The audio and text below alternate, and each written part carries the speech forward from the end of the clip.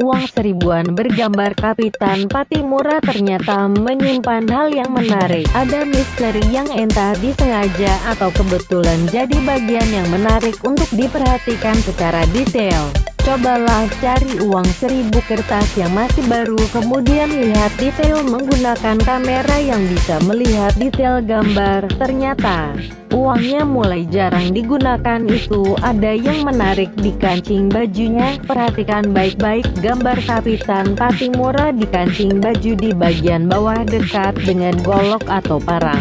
Jika susah melihat, gunakan kaca pembesar atau mikroskop. Alat itu dibutuhkan sebab jika dilihat dengan mata telanjang susah terlihat karena sangat kecil ukurannya. Ternyata di kancing itu ada gambar emotikon senyum di uang 1000. Tak diketahui pasti apakah itu sengaja dibuat seperti itu atau hanya kebetulan semata dicetak. Uang Rp5.000 tentunya sangat lekat dengan kehidupan sehari-hari, mulai dipakai jajan hingga membayar angkutan umum. Namun apakah Anda pernah memperhatikan uang pecahan Rp5.000 nih? Selain memasang wajah imam bonjol pada bagian depannya, ada sosok wanita penenun di balik uang Rp5.000 nih. Siapakah dia? Sosok wanita yang menggunakan pakaian khas Sumatera itu bukan seorang pahlawan nasional seperti kebanyakan gambar yang terpampang di uang kertas pada umumnya. Lalu siapa sosok wanita yang memainkan tenun tersebut? Nama wanita penenun tersebut adalah Natasha Anastasia. Ia adalah wanita yang berada di bagian belakang uang Rp5.000 tersebut. Natasha dipilih sebagai salah satu model yang dipasang di belakang uang tersebut sesudah sukses memenangkan pemotretan dengan alat penenun pandai sikep yang diselenggarakan oleh perusahaan umum percetakan uang RI, Peruri. Natasha merupakan sosok yang dianggap pantas oleh juri sebagai model di belakang uang Rp5.000. Pada waktu mengikuti kontes tersebut, Natasha masih merupakan mahasiswa semester 3 Fakultas Ilmu Komunikasi Universitas Indonesia (UI). Natasha sendiri dikenal sebagai anak yang cerdas dan berbakat. Saat ini Natasha sudah berkeluarga dan tinggal di California, Amerika Serikat (AS), bersama suami dan anaknya. Publik memang tidak banyak tahu tentang sosok Natasha ini, walaupun hingga kini wajah Natasha masih menghiasi uang kertas Rp5.000. Kalau saja Natasha tinggal di Indonesia, pasti akan menarik lantaran anak-anaknya akan senantiasa melihat wajah ibunya terpampang di uang jajan. Uang pecahan Rp10.000 diluncurkan oleh Wakil Presiden Budiono di Bandung, Jawa Barat. Salah satu ciri utama dari uang baru tersebut adalah gambar di bagian muka berupa gambar pahlawan nasional Sultan Mahmud Badarudin II dan di bawahnya dicantumkan tulisan Sultan Mahmud Badarudin II. Sedangkan pada bagian kiri gambar utama terdapat gambar ornamen daerah Palembang berbentuk lingkaran berwarna ungu muda yang akan memendar kuning di bawah sinar ultraviolet.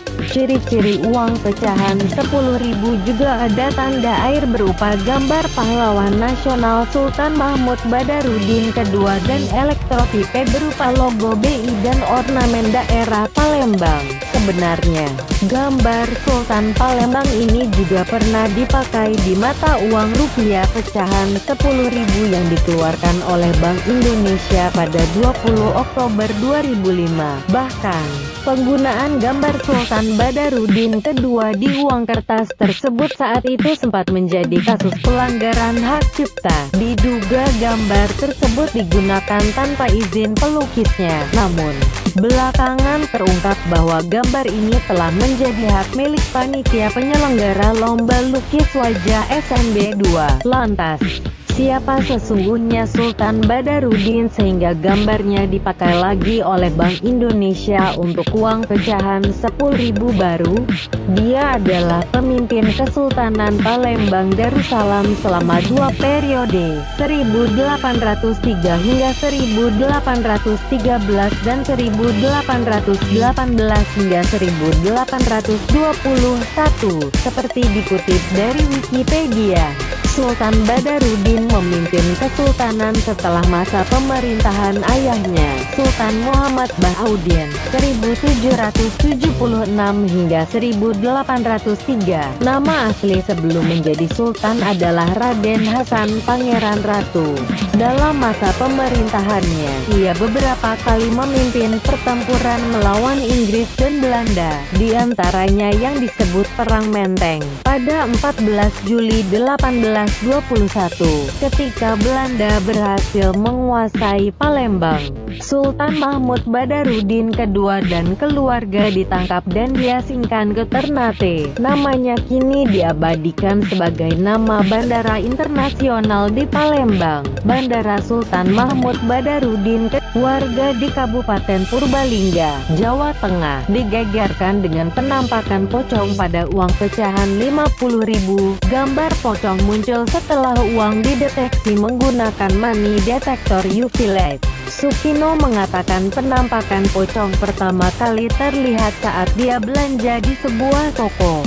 Saat menyerahkan uang kepada petugas dan dicek menggunakan cahaya ultraviolet untuk mengetahui keaslian uang, terlihat penampakan seperti pocong di sebelah kiri. Karena kaget, uang dengan nomor 6 meter H678-165 itu dikembalikan oleh petugas toko dan dibawa pulang kembali oleh Sukino. Penampakan itu sempat membuat Sukino ketakutan.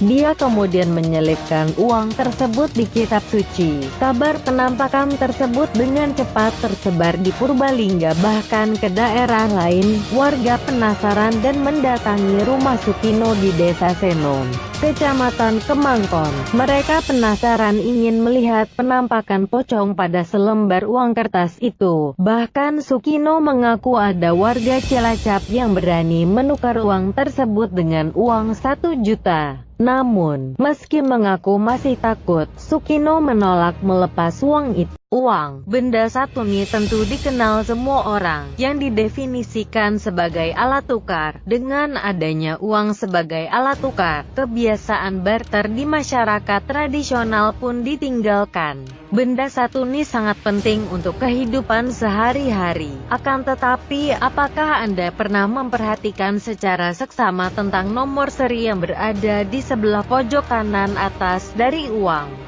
Khususnya uang Rp100.000 di pojok kanan atas dan di pojok kiri bawah uang kertas biasanya terdapat sebuah nomor seri yang terdiri dari angka dan huruf. Lalu, tahukah Anda apa makna dari nomor seri tersebut? Prosesnya, uang di Indonesia dicetak oleh Bank Indonesia.